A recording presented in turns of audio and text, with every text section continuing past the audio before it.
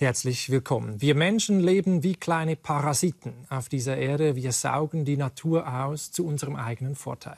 Und das hat Folgen. Pro Tag sterben 150 Arten von Pflanzen und Tieren. Die globale Temperatur steigt und wir müssen uns ernsthaft Sorgen machen um die zukünftige Bewohnbarkeit unseres Planeten. Das sagt auch mein heutiger Gast, der indische Historiker Dipesh Chakrabarty. Er meint, wenn wir die Klimakrise und das Artensterben überleben wollen, dann müssten wir lernen, in größeren Zeitdimensionen zu denken. Und vor allem brauchen wir eines, ein radikal neues Menschenbild.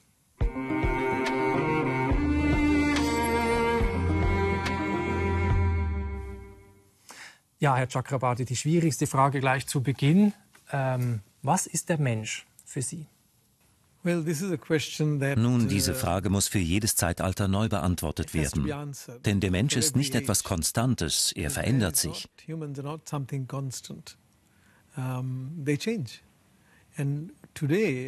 Heute ist der Mensch zu einer planetaren Kraft geworden, vergleichbar mit einer vulkanischen Kraft, mit unserer Technologie, unserer Anzahl und unserem Konsumverhalten. Wir sind wie ein Asteroid, der den Planeten treffen und das Leben hier auslöschen könnte. Wir sind also auch ein Ding, ein Hyperobjekt.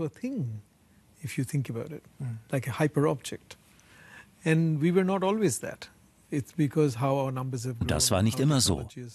Es ist die Folge des Bevölkerungswachstums, aber auch der steigenden Bedeutung der Technologie, über die wir Pflanzen und Tiere, selbst Fische, für unsere Ernährung industrialisiert haben. All dies hat sich sehr negativ auf das Leben anderer Arten ausgewirkt.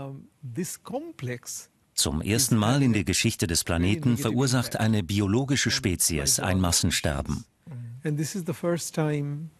In the history of the planet, that a biological species is driving extinction of life, a great extinction of life. Das ist das Schockierende. Sie sagen, der Mensch ist wie ein Asteroid, der vor 65 Millionen Jahren die Dinosaurier ausgerottet hat. Und das passiert heute wieder. Also wir sind mitten in dem 6. großen Massensterben der Arten. Das betonen Sie immer wieder. Und zwar geht es da nicht darum, dass jetzt hübsche Panda-Bären oder sonst irgendwelche hübschen Tiere sterben, sondern es sterben, wie ich gesagt habe, pro Tag 150 Arten von Pflanzen und Tieren. Dazu gehören natürlich auch Bakterien und Viren und also ganz kleinste Lebewesen. Denken wir auch an Algen, Insekten und so weiter. Alles Spezies, die wir brauchen, von denen wir auch abhängig sind zum Überleben. Wie lange geben Sie denn dem Menschen selbst noch Zeit auf diesem Planeten? Diese Frage ist schwer zu beantworten. Ein Klimawissenschaftler wurde gefragt, wo er die größte Unsicherheit beim Klimawandel sehe. Klugerweise sagte er, beim Menschen. Denn der Mensch kann enorm viel Gutes tun, wenn er sich dazu aufrafft und entsprechend motiviert ist.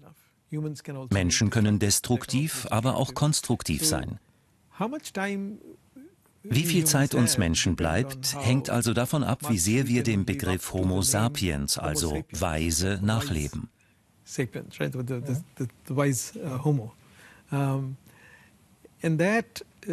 Das lässt sich nur schwer vorhersehen. Allerdings scheint klar, dass die Weisheit aus dem Irrtum erwächst. Kant meinte, Gott habe es so geplant, als er dem Menschen die Freiheit gab, Fehler zu machen, damit er herausfinde, was an dem, was er tut, falsch ist. Wir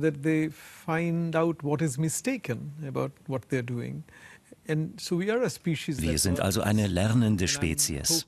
Ich hoffe, dass wir aus unseren Irrtümern lernen und schließlich nicht nur überleben, sondern auch weiser sind. Not only as surviving species, but also a wiser species. Ja, das ist interessant. Und Sie sagen, eine weise Spezies, eine Art zu werden und diesen Fehler einzusehen und vielleicht auch wieder gut zu machen oder Schadensbegrenzung zu machen. Wenn ich Sie gefragt habe, was ist der Mensch? Für Sie in Ihren Büchern wurde mir auch klar, Sie nehmen so sehr Distanz von diesem Anthropozentrismus. Also der Mensch ist nicht im Zentrum, der ist unwichtig. Wir sind noch nicht so lange da. Da gibt es andere Lebewesen. Und das ist doch auch interessant zu sehen, dass wir wahrscheinlich ein neues Menschenbild brauchen, wenn wir diese Naturbeherrschung davon wegkommen möchten. Yes, because I think for a long time, at least I would say from the time that we build cities. Über eine sehr lange Zeit, eigentlich seit wir Städte bauen, betrachtete der Mensch die Welt als gegeben, um es mit Schopenhauers Worten zu sagen. Wir nahmen die Welt als etwas Selbstverständliches hin.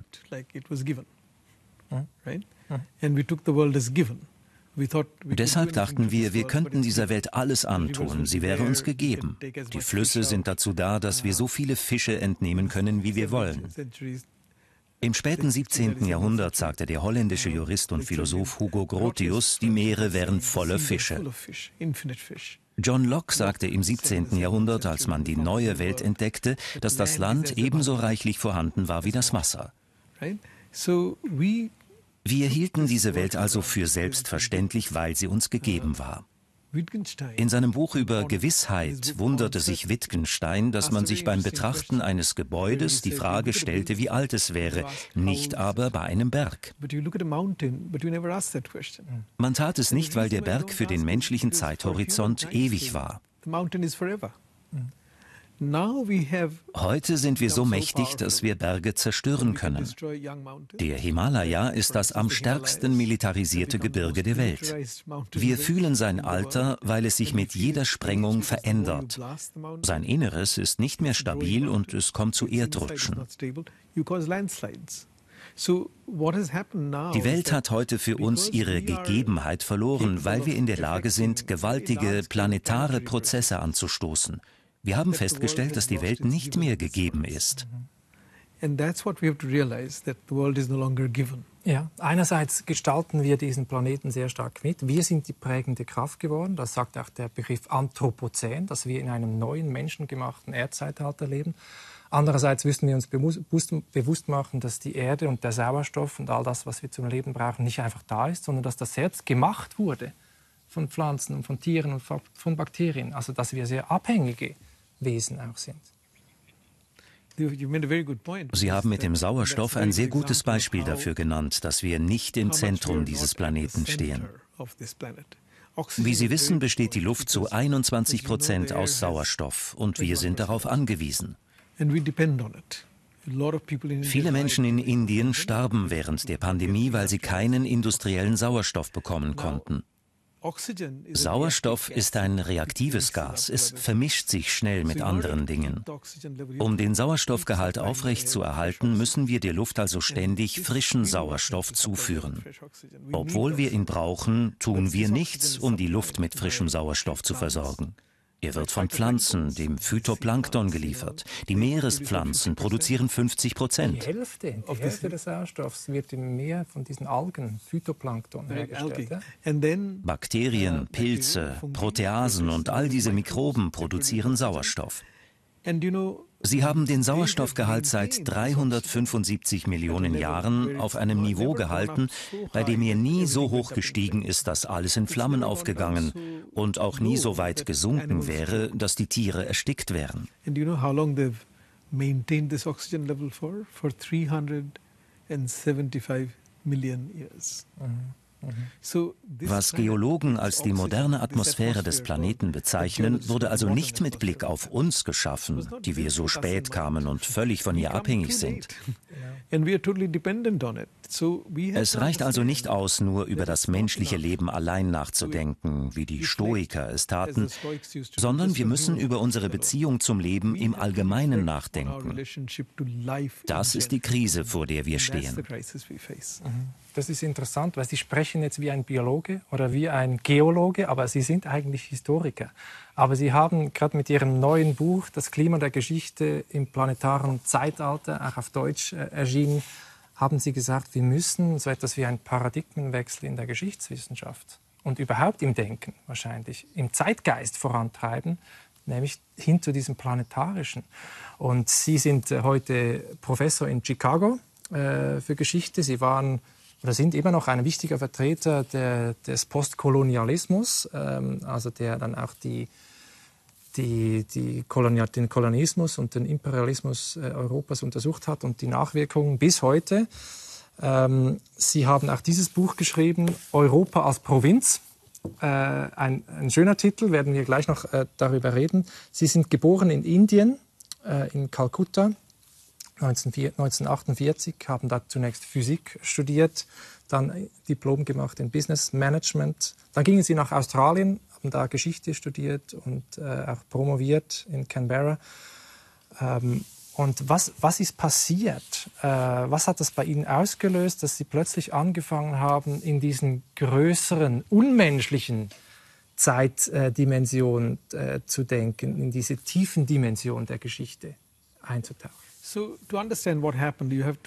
Egal, ob man antikoloniale Geschichte betreibt, wie ich es getan habe und immer noch tue, oder ob man imperialistische Geschichte betreibt und von Europas Errungenschaften in der Welt spricht. Und Europas Errungenschaften sind erheblich. Die sogenannte wissenschaftliche Revolution, die Modernisierung, die Steigerung der Nahrungsmittelproduktion. Ich stelle das alles nicht in Abrede. Ob man also von den Errungenschaften Europas spricht oder ob man anti-eurozentrisch ist, eines galt immer, nämlich, dass die Naturgeschichte von der menschlichen Geschichte getrennt ist. Diese Grundannahme geht auf das späte 18., frühe 19. Jahrhundert in Europa zurück. Bei Hegel etwa lautet das Argument, dass die Natur ihren eigenen Gesetzen unterliegt.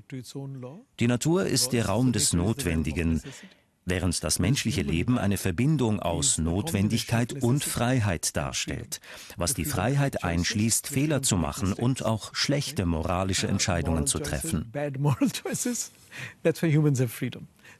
Vor dem Hintergrund dieser Freiheit hat man in den letzten 200 bis 250 Jahren argumentiert, dass die Naturgeschichte von der Menschheitsgeschichte getrennt ist. Ich wurde mir 2003 des Klimawandels bewusst, als die Waldbrände in der australischen Hauptstadt Canberra all die Naturgebiete rund um die Stadt zerstörten, die ich so liebte. Die haben Sie selber gesehen, diese Brände auch, und selber erlebt? Ja, und ich trauerte um den Verlust an Natur. Ich fragte meine australischen Freunde, warum die Brände, die ja zu Australien gehören, so schlimm waren. Sie sagten, das sei der Klimawandel.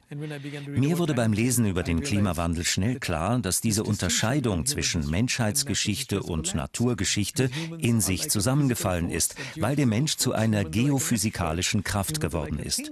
Der Mensch ist wie ein Asteroid, der Mensch ist wie ein Ding. Vorher betrachtete man die Naturgeschichte als eine Geschichte der Objekte. Geologen untersuchen sie. Auch mein Körper ist ein Objekt. Er wird untersucht von Biologen oder von Ärzten. Die Geschichte des Menschen befasst sich mit dem Geist, der Freiheit, den Entscheidungen, Debatten und Diskussionen. Mir wurde klar, dass wir als Kollektiv auch ein Objekt sind, mit der Wirkung eines Hyperobjekts. Eine Annahme, welche die Geschichtswissenschaft 200 Jahre lang gestützt hat, ist zusammengebrochen. Deshalb habe ich einen Artikel mit dem Titel »Das Klima der Geschichte« geschrieben, mit der Aussage, dass der Klimawandel das Klima meiner Disziplin verändert hat. Genau. Es ist interessant, das war vor 20 Jahren, 2003, diese Brände. Und Sie haben noch einen anderen Grund angegeben, auch der Sie aufmerksam gemacht hat, auf diese langen Zeitdimensionen, nämlich eine eigene Krankheit, nämlich Diabetes, habe ich gelesen. Also auch, dass der eigene Körper, dass da eine lange Tradition dahinter steckt. Vielleicht mögen Sie erzählen, warum das so ein Augenöffner war für Sie. Okay, so it's like this. I mean, so basically, sometimes through a crisis. Eine Krise kann neue Zeithorizonte aufzeigen. Als die Menschen Radioaktivität entdeckten und begannen sie zu nutzen, mussten sie sich auch Gedanken über die radioaktiven Abfälle machen, die Zehntausende von Jahren und vielleicht sogar die menschliche Zivilisation überdauern können. That can last for decades of thousands of years, right? In der Moderne mussten die Menschen also lernen, mit unterschiedlichen Zeitskalen umzugehen.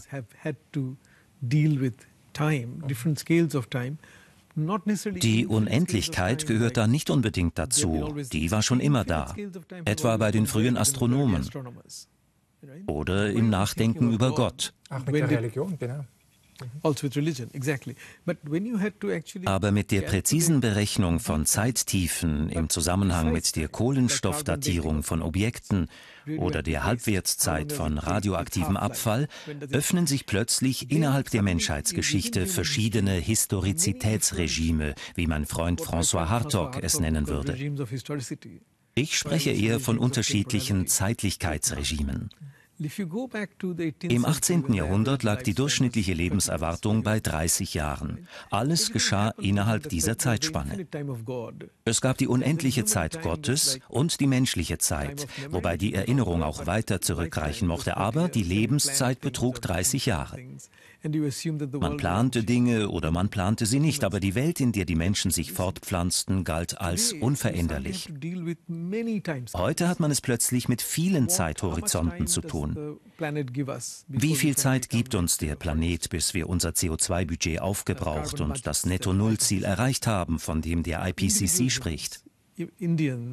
Einzelne Personen wandern immer noch aus Indien, China oder anderswo in die USA aus, in der Hoffnung auf ein besseres Leben für sich und ihre Kinder innerhalb des Zeithorizonts ihrer Existenz. Ich denke, wir sind uns heute bewusst, dass wir unsere Gesellschaft über verschiedene Zeiträume organisieren müssen. Und das fällt uns ja auch so schwierig. Also gerade wenn wir jetzt in diesen Zeiträumen denken und unser Verhalten jetzt anpassen müssen, damit die Menschen in 100 oder 300 Jahren noch anständig auf diesem Planeten leben können. Das funktioniert da sehr schlecht, muss man sagen. Die Art, wie wir konstituiert sind, verheißt nichts Gutes. Denken wir zurück ans Ende des Zweiten Weltkriegs und die Zeit, als die Vereinten Nationen ins Leben gerufen wurden. Wir hatten viele Probleme damals. Die Kaschmir-Frage in Indien war unentschieden. Es gab den Koreakrieg und das Israel-Palästina-Problem nach der Gründung Israels.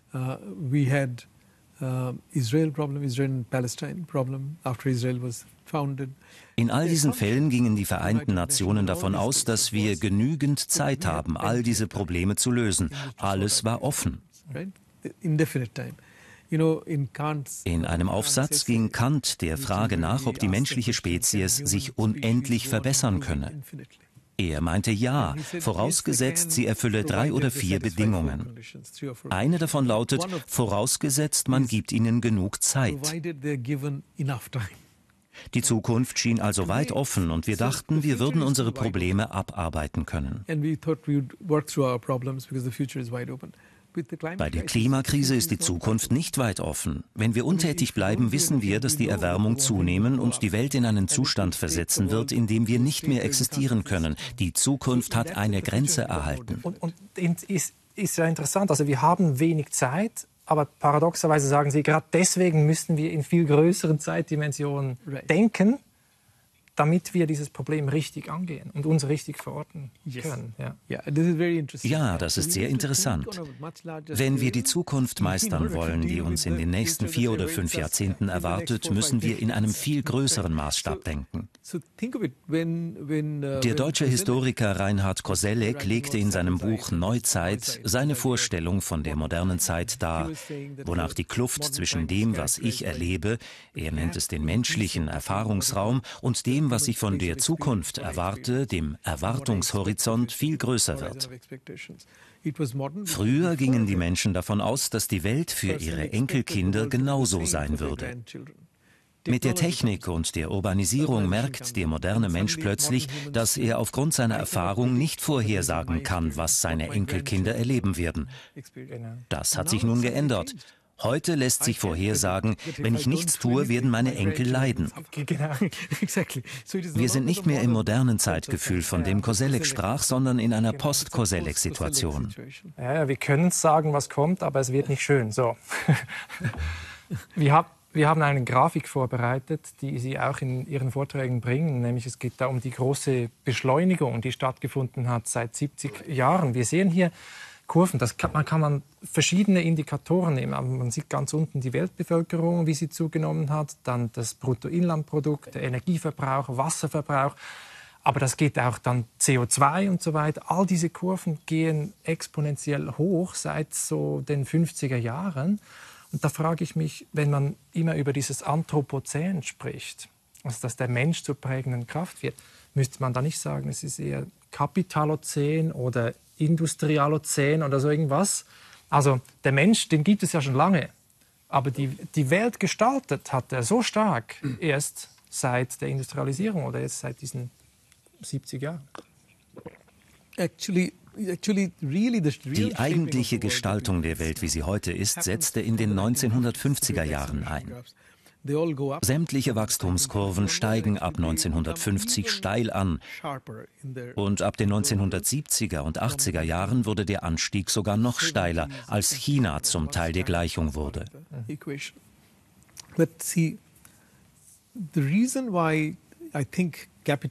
Begriffe wie Kapitalozän werden der Komplexität des Problems nicht gerecht.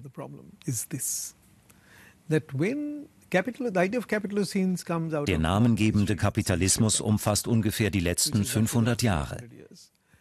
Der modernen marxistischen Geschichtsschreibung liegt die Idee der Kausalität zugrunde. Sie ist aristotelisch in dem Sinne, dass es eine letzte Ursache gibt. What causes what? That we employ in that variety of history is Aristotelian in the sense that you think there's a final cause. You know, a German sociologist. Ein deutscher Soziologe sagte mir einmal, als ich über diese Dinge sprach, aber Dipesh, hinter all dem steht doch der Schuldenkapitalismus. Er ist die letzte Ursache der Symptome, die sich überall zeigen. Die Erdsystemwissenschaft besagt aber, dass der Kapitalismus selbst Teil des Erdsystems geworden ist. Das Erdsystem ist kein System, das auf einer letzten Ursache beruht. Es basiert auf geteilter Kausalität. Physiker nennen dies ein komplexes System. Als Element einer geteilten Reihe von Kausalitäten ist der Kapitalismus nur eine Ursache unter vielen. Deshalb denke ich, dass diejenigen, die vom Kapitalozän sprechen, nicht gezeigt haben, dass sie die Wissenschaft des Erdsystems verstanden haben.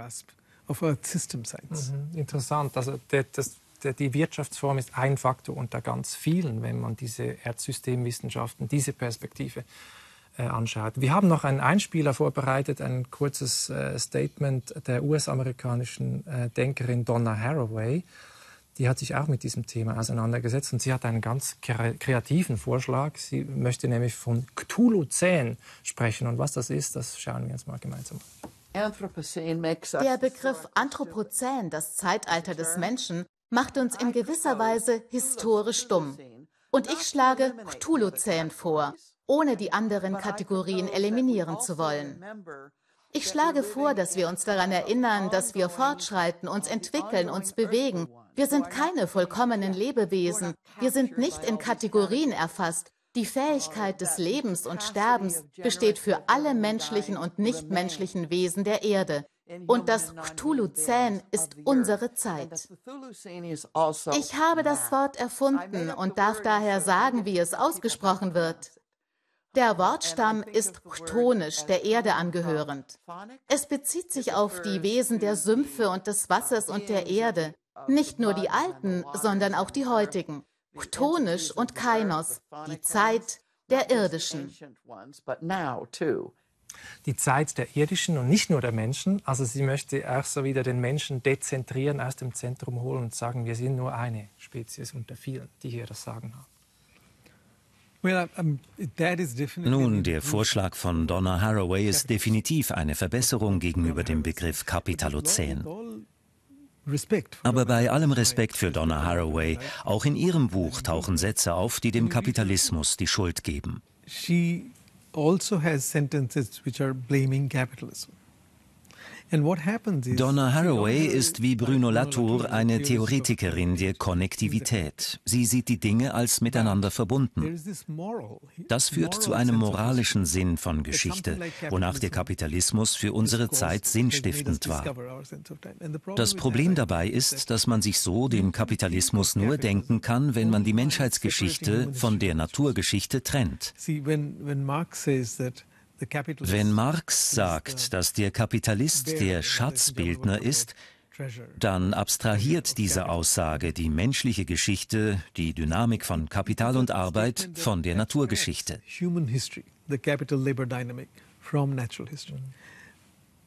Die letzten 20 Jahre haben uns gezeigt, dass Sie und ich, die wir hier miteinander reden, existenziell auch holobiontische Wesen sind.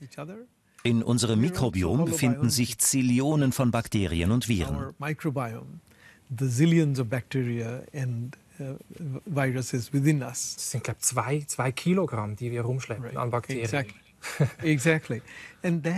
Wie die Pandemie zeigte, ist das auch eine planetare Kraft auf makro- und mikrobieller Ebene. Wir haben ja bereits davon gesprochen, dass der Mensch eine Minderheitsform des Lebens auf diesem Planeten ist. Mikroben sind als Lebensform viel zahlreicher und weitaus wichtiger. Auf ihrer Arbeit gründet das Leben.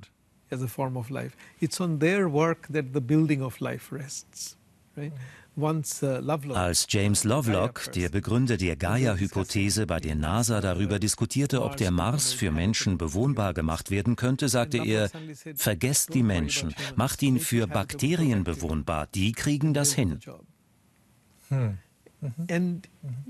Und heute produzieren wir Bakterien industriell, um Antibiotika herzustellen. Wir industrialisieren menschliches Leben und andere Lebensformen, um menschliches Leben zu erhalten. Wir sprachen eben von der großen Beschleunigung. Eine Dimension fehlte in den Diagrammen und Zahlen. Wir erfahren davon in den Berichten des deutschen Wissenschaftlers Hannes Bergthaler, die er für die Denkfabrik Hoover Institution über das asiatische Anthropozän geschrieben hat. Er zeigt zunächst, dass 70% der heutigen Verbraucher seit dem Jahr 2000 nicht aus dem Westen stammen, sondern aus Indien, China und der afrikanischen Mittelschicht, also aus den aufstrebenden Klassen. Während 1986 1 Milliarde Menschen Konsumgüter kauften, sind es heute 4 Milliarden, wobei jede weitere Milliarde schneller hinzugekommen ist als die erste Milliarde. Wir sind heute der größte geomorphologische Akteur. Wir transportieren mehr Erde als sämtliche Flüsse. 87% unseres Verbrauchs an fossilen Brennstoffen entstanden seit 1950. Es ist deshalb kaum sinnvoll, bis zur industriellen Revolution zurückzugehen. Was nach 1950 passiert ist, zählt. Seit 2007 lebt die Hälfte der Menschen in Städten. Prognosen gehen davon aus, dass bis zum Ende dieses Jahrhunderts in einigen Städten 90 Millionen Menschen leben werden. Der Verlauf unserer Entwicklung ist nicht gut für unseren Planeten. Wir brauchen deshalb eine Bestandesaufnahme, wobei wir nicht nur den Menschen betrachten sollten, sondern kritisch über die Beziehung zwischen unserem Leben und unserem Wohlbefinden und anderen Lebensformen nachdenken müssen, einschließlich der Mikroben. Aber das ist ja sehr schwierig, auch diese Balance zu halten. Also diese ökologische Frage clasht manchmal auch mit dieser sozialen Frage. Also Sie nehmen das Beispiel der Klimaanlagen in Indien zum Beispiel, die Kindern und Menschen ermöglichen, bei erträglichen Temperaturen zu lernen und aus der Armut zu entkommen, zum Beispiel Bildung zu erlangen. Gleichzeitig erhitzen die natürlich das Klima weiter.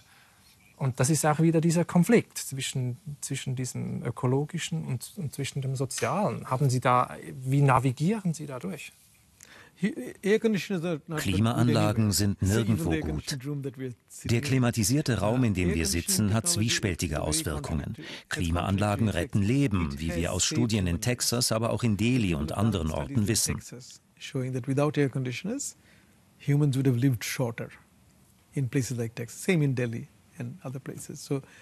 Klimaanlagen retten also Leben, schaffen Wohlbefinden für die Menschen und tragen so zu einer besseren Zukunft bei. Gleichzeitig sind sie eine ökologische Katastrophe. Wir müssen also das Unmögliche schaffen. We need to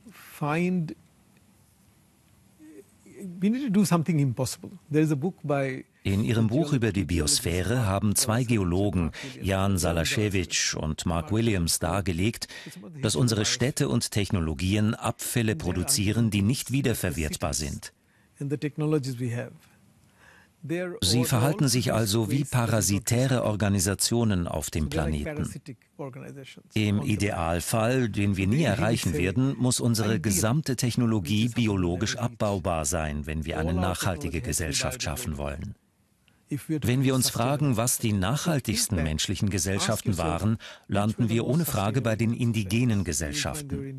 Die australischen Ureinwohner lebten dort 60.000 Jahre, bevor die Europäer auftauchten. Amerikanische Ureinwohner hatten den Kontinent 15.000 Jahre für sich. Es ist interessant, dass Sie jetzt von Nachhaltigkeit sprechen, weil Sie möchten diesen Ausdruck ja ersetzen, interessanterweise durch einen anderen, nämlich Bewohnbarkeit. Mögen Sie erläutern, was für Sie der Unterschied ist und warum es wichtig ist, eigentlich von Bewohnbarkeit zu sprechen, des Planeten in Zukunft? Well, because habitability. Lassen Sie mich mit der Nachhaltigkeit beginnen. Nachhaltigkeit ist stark auf den Menschen ausgerichtet. Schon die Brundtland-Kommission definierte Nachhaltigkeit als die Fähigkeit einer Gruppe von Menschen, den Planeten Erde in einem guten Zustand zu hinterlassen, damit sie von einer zweiten Gruppe von Menschen genutzt werden kann. Es ist also eine Sache zwischen Menschen. Die Erdsystemwissenschaft hat uns jedoch gezeigt, dass Nachhaltigkeit nur dann möglich ist, wenn der Planet für andere Lebensformen bewohnbar bleibt. Den Planeten für andere Lebensformen bewohnbar zu halten, ist also eine Grundvoraussetzung dafür, dass unsere Gesellschaft nachhaltig bleibt.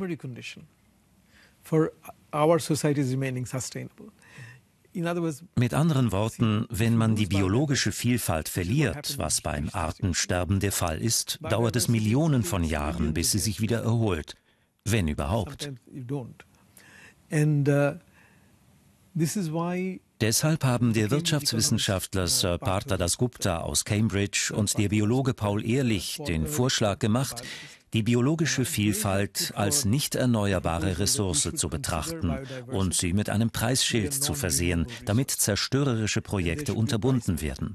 So that if you have a project that destroys biodiversity, there should be a penalty for it, so that it becomes prohibitory.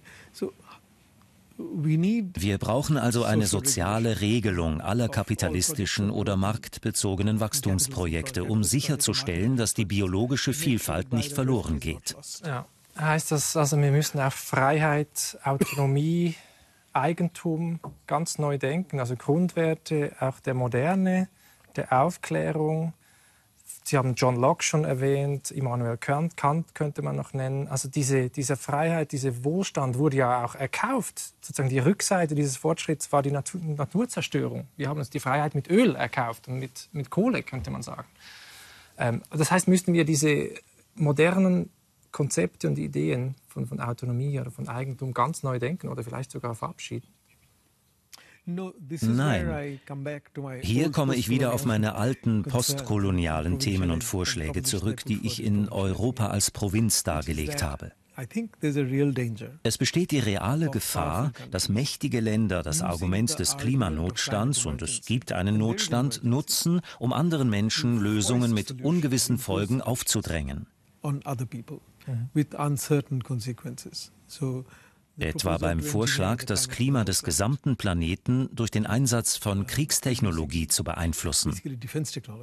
Das Ausbringen von Aerosolsulfaten in der Stratosphäre mit Hilfe von Kampfflugzeugen ist ein Vorschlag, der meiner Meinung nach in eine Art Klimadiktatur oder sogar Klimafaschismus führen kann. These are proposals that can, I feel, create some kind of climate dictatorship or climate fascism even. So I think die Menschen sind zu Recht misstrauisch, wenn mächtige Nationen im Namen der gesamten Menschheit sprechen wollen, so wie es früher die Imperien taten.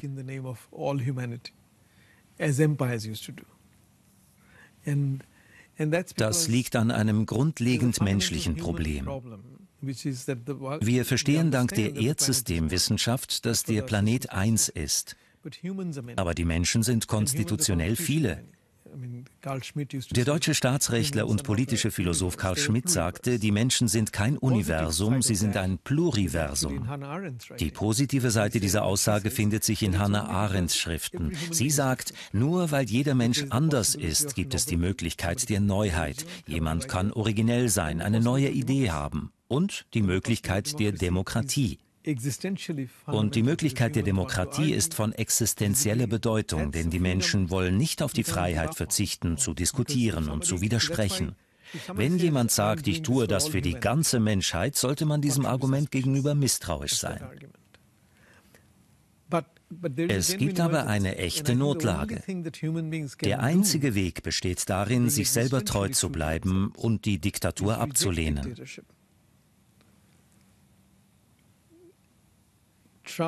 Wir müssen versuchen, uns so gut wie möglich über das Problem zu informieren und das Risiko einzugehen, ein Mensch zu sein, also Fehler zu machen und zu leiden, daraus aber unsere Schlüsse zu ziehen und aus Fehlern zu lernen. Es wird nicht funktionieren, diesen zutiefst menschlichen Prozess durch technologische Lösungen zu ersetzen. Aber ich verstehe, was Sie meinen. Also die Freiheit würden Sie höher stellen, sozusagen, diese Selbstbestimmung, die Demokratie noch. Und Sie möchten keine Ökodiktatur zugunsten des Klimas und der Natur. Das ist nachvollziehbar. Andererseits lernt der Mensch oder die Menschheit, wie lernt die Menschheit? Also was heißt das schon? Normalerweise lernen wir, dass eine Herdplatte heiß ist und ziehen die Hand zurück. Aber jetzt müssen ja sozusagen die zukünftigen Generationen ausbaden, was wir jetzt noch gar nicht so wirklich spüren. Also das fängt jetzt erst richtig an. Vielleicht braucht es in diesem Moment halt auch ungewöhnliche Maßnahmen. Die braucht es. In erster Linie denke ich als Lehrer und Pädagoge, dass es ein echtes und breites Wissen über den Klimawandel und die Erdsystemwissenschaft geben sollte.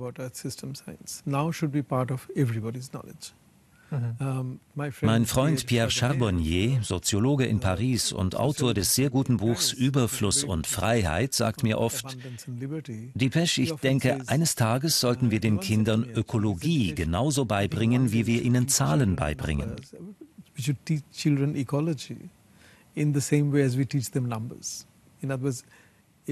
Jeder Mensch sollte die Grundlage der Ökologie verstehen, die Abhängigkeit unseres Lebens von anderem Leben.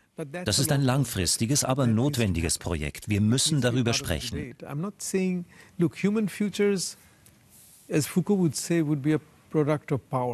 Ich behaupte nicht, wie Foucault, dass die menschliche Zukunft ein Produkt von ungleich verteilter Macht ist.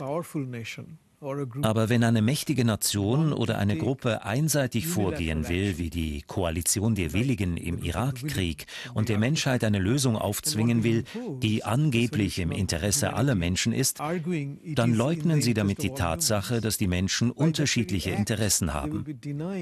Das ist leider und glücklicherweise die komplizierte Natur der menschlichen Freiheit.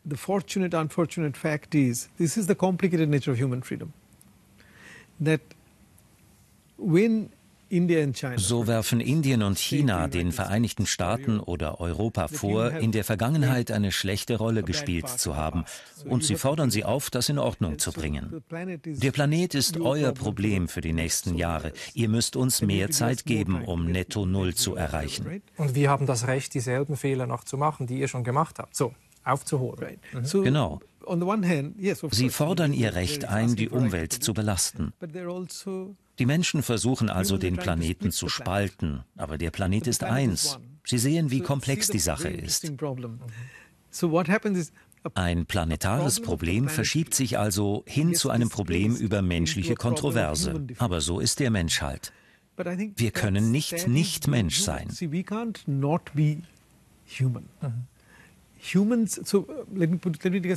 Lassen Sie mich einen Schritt zurücktreten. Wir stehen vor einem Problem, für das uns die Evolution nicht ausgestattet hat.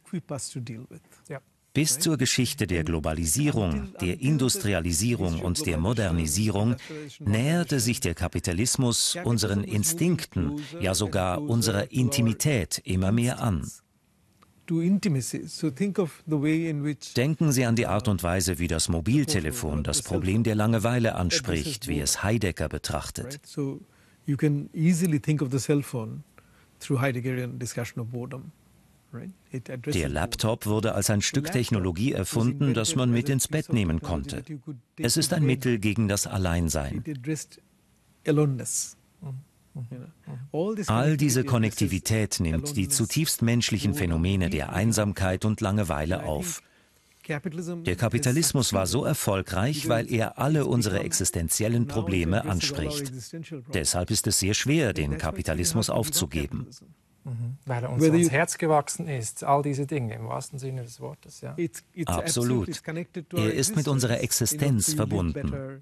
Wir leben besser und fühlen uns wohler dank der modernen Medizin.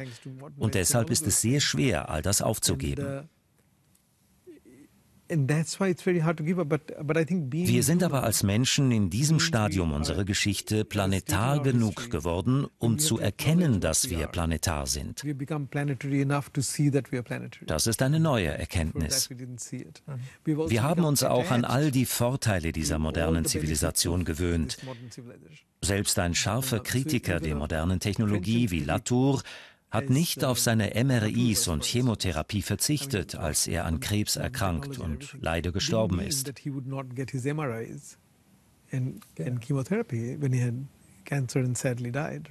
In unserem veröffentlichten Gespräch sagten wir beide, ja, wir brauchen MRI-Geräte. Unsere gewachsenen Eigenschaften und Verhaltensweisen haben uns bisher geholfen zu überleben. Aber diese Eigenschaften werden uns nicht helfen, in Zukunft zu überleben. Das müssen wir verstehen. Wir werden nicht zu anderen Tieren werden, aber wir müssen Institutionen aufbauen, die sich mit diesem Problem befassen.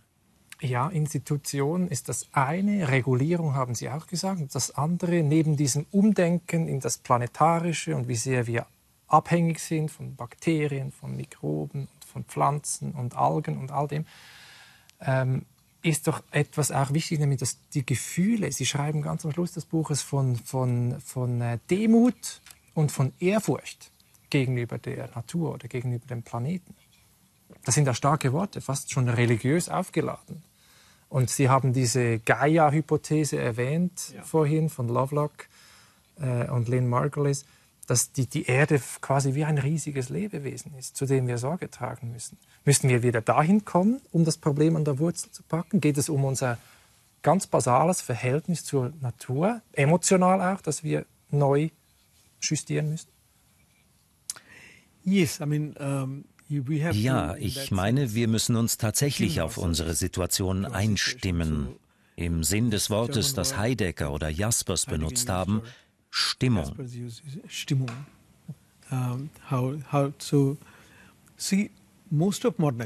Der größte Teil der Modernisierung ab den 1950er Jahren wurde in einer triumphalistischen Stimmung betrieben. Der Mensch hat die Natur besiegt. Wir haben die Natur erobert. Ich bin in Indien aufgewachsen, wo in den Schulen gelehrt wurde, dass der Mensch dazu bestimmt sei, die Natur zu erobern. Menschen wollen zwei Arten von Freiheit. Die Freiheit von Unterdrückung durch andere Menschen und die Freiheit von Unterdrückung durch die Natur. Man kann also in der Tat von einer triumphalistischen Stimmung sprechen. Indische Freunde, durchaus auch gebildete Menschen, sagten mir, lasst uns Geld machen, dann werden wir uns um alle Probleme kümmern. Geld wird unsere Probleme lösen. So war das damals. Diese Stimmung hilft uns nicht. Sie stimmt uns nicht ein. Ihre Zeit ist abgelaufen. Wir brauchen andere Arten der Stimmung, die auf anderen Denkweisen gründen. Das bringt mich zurück zu den indigenen Gesellschaften. Keiner von uns wird in die Zeit vor 1492 und zur Lebensweise der Ureinwohner in diesem alten Sinne zurückkehren wollen, denn das Leben damals war kurz. Mit indigener Technologie und Landwirtschaft werden 8 oder 12 Milliarden Menschen nicht überleben können. Umgekehrt basierten diese Gesellschaften auf Ehrfurcht vor anderen Lebewesen und dem, was um sie herum war. Diese Ehrfurcht kommt in vielen Geboten zum Ausdruck, die sogar abergläubisch erscheinen mögen.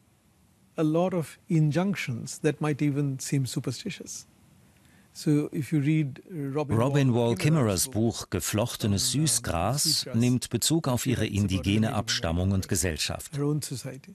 Darin finden sich viele Vorschriften, tu dies nicht, tu das nicht. Auch die indische bäuerliche Gesellschaft kannte immer schon solche Anweisungen. Sähe nicht zu der Zeit aus, iss diese oder jene Frucht nicht zu der Zeit. Wir wuchsen damals mit dieser Art von Ideen auf. Es handelt sich im Grunde um Ermahnungen. Mit der Modernisierung haben wir die Umsicht in den Wind geschlagen.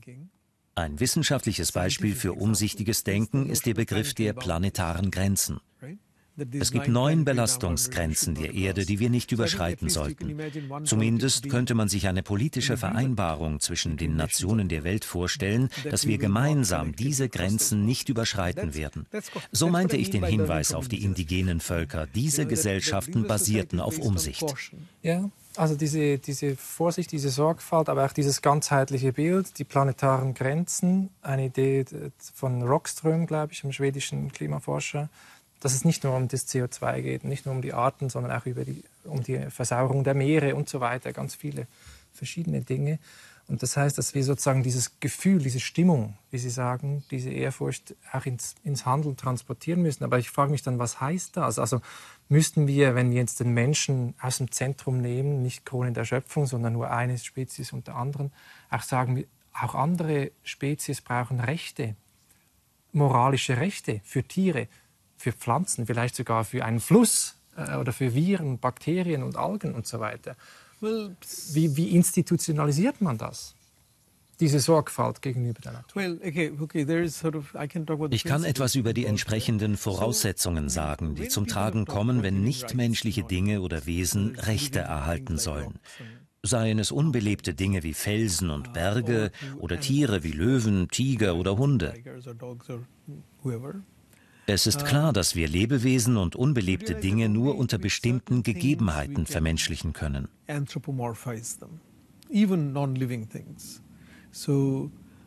Wir können uns vorstellen, dass ein Berg im menschlichen Sinne stirbt.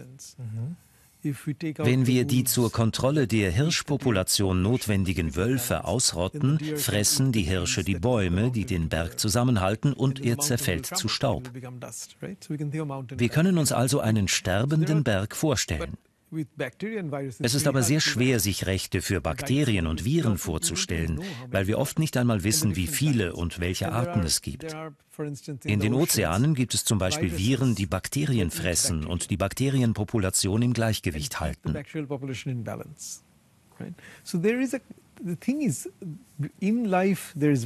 Im Leben gibt es Gewalt. Und bei dieser Gewalt geht es um Kontrolle und Gleichgewicht. Aber nur die Gewalt, die wir geschaffen haben, zielt auf ganze Arten ab. Üblicherweise erhält die Gewalt zwischen verschiedenen Spezies die Arten über ihre normale Lebenszeit. Arten sterben normalerweise nach ein paar Millionen Jahren aus. Jedes große Massensterben ging auf einen physikalischen Faktor zurück, auf Vulkanausbrüche oder Asteroideneinschläge, aber nicht auf die Faktoren des Lebens selbst. Wir sind das erste Symptom dafür, dass sich das Leben selbst zerstören kann. Wir sind das erste Vehikel dieser Logik, aber wir sind uns dessen bewusst. Mit Blick auf die Zukunft spricht man von 3 Unwägbarkeiten. Eine ist das Klima. Eine zweite ist die Technologie, insbesondere die künstliche Intelligenz. Und die dritte ist die Tatsache, dass der Mensch eine alternde Spezies ist. Die Fruchtbarkeit sinkt. Also werden wir bis zu einer bestimmten Zahl wachsen. Aber dann sind wir alle alt und unsere Zahl wird auf natürliche Weise zurückgehen. Was passiert dann mit unserem Wohlstand? Wird die Arbeit von der Technologie erledigt? Der Mensch steht an der Schwelle, grundsätzliche Dinge neu überdenken zu müssen. Seit dem 19. Jahrhundert sind wir über christliche oder säkulare Inhalte dazu zurückgekehrt, Arbeit mit Würde zu verbinden. In Indien bekämpfte Gandhi die Unberührbarkeit und sagte, dass wir der Arbeit ihre Würde geben müssen. Er putzte Toiletten, um der Arbeit ihren Ekelfaktor zu nehmen. Diese Entwicklung war aber davon abhängig, dass der Mensch eine junge Spezies ist.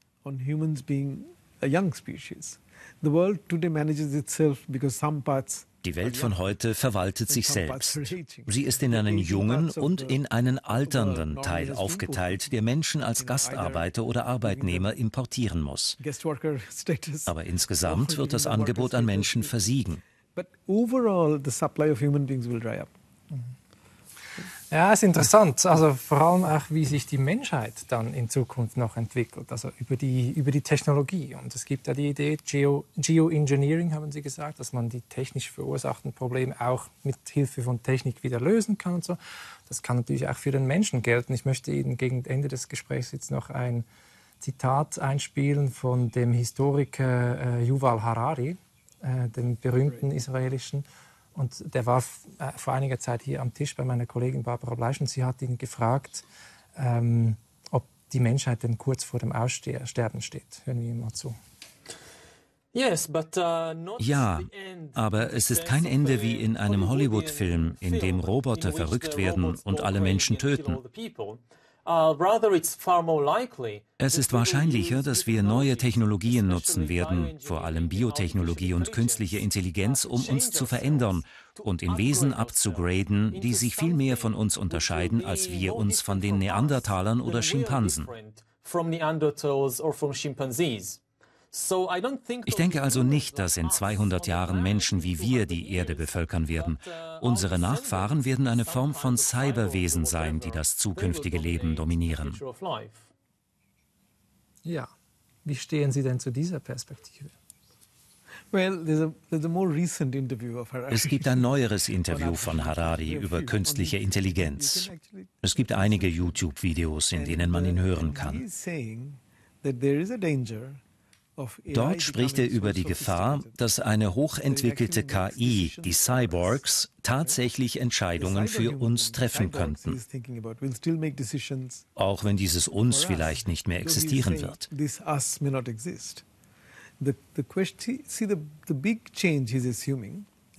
Er geht von einer großen Veränderung aus, die weit außerhalb jeder Voraussage in der Zukunft liegt. Die Menschen waren bisher ihrem Wesen nach nicht eins. Es gibt kein Subjekt namens Menschheit, das als Menschheit handelt. Wenn jemand im Namen der Menschheit handelt, verfolgt er ein Eigeninteresse. Er handelt als betroffene Partei. Deshalb ist man misstrauisch gegenüber diesen Dingen. Der Biologe Edward Wilson hat in seinen Experimenten immer gesagt, dass alle nestbauenden Lebewesen, man nennt sie eusoziale Lebewesen, Wespen, Bienen, Menschen, eine Eigenschaft gemein haben, nämlich, dass die Sozialität eines bestimmten Nests auf der Annahme beruht, dass sie ihre eigene Art bekämpfen müssen.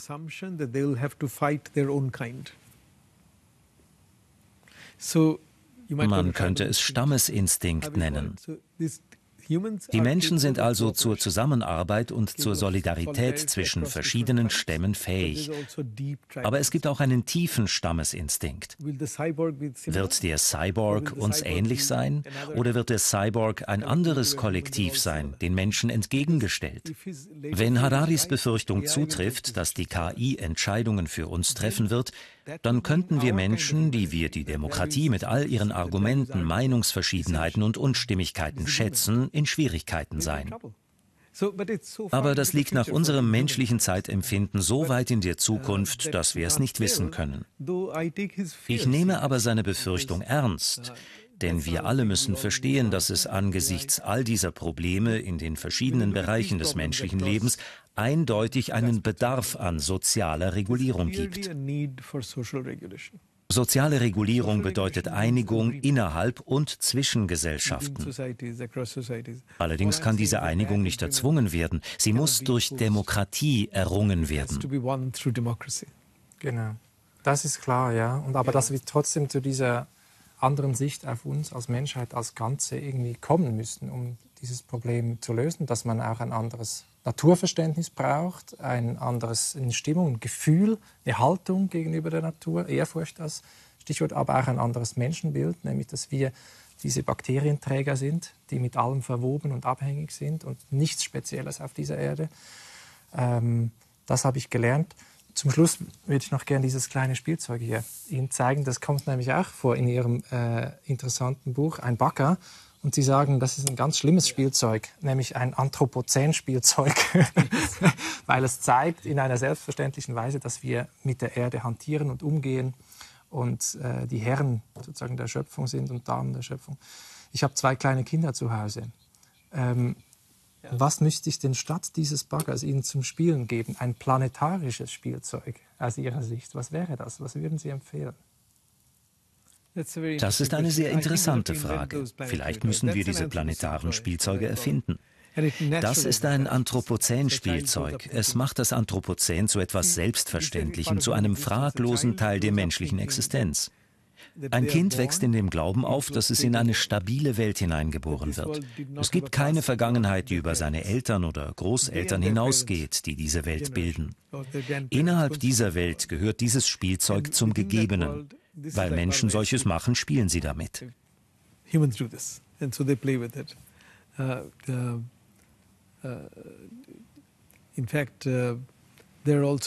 Viele Spielzeuge sind aus gefährlichen Materialien gefertigt. Auch das schafft Selbstverständlichkeiten.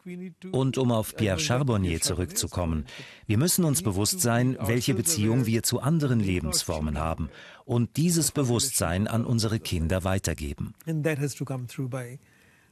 Das geschieht, indem man sich mit anderen Lebensformen auseinandersetzt, indem man den Kindern im Garten zeigt, welche Arbeit Regenwürmer oder Insekten leisten, indem man ihnen erklärt, was die Aufgabe der Bienen ist. In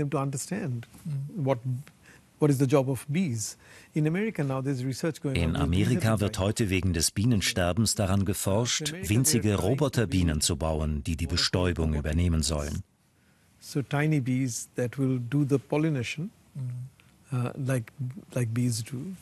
Stellen Sie sich eine Welt vor, in der es keine Bienen gibt. Ich möchte aber nicht in die Schuldzuweisung einsteigen.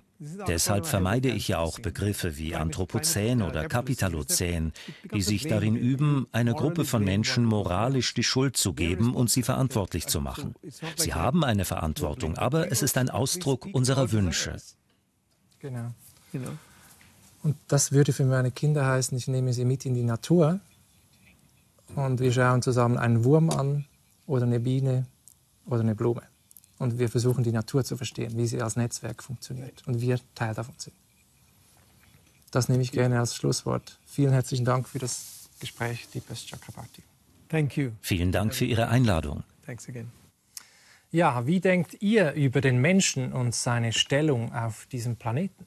Schreibt es uns in die Kommentare und wie immer findet ihr hier 2 spannende Gespräche zum Weiterdenken. Danke fürs Abonnieren und Weiterempfehlen und auf bald.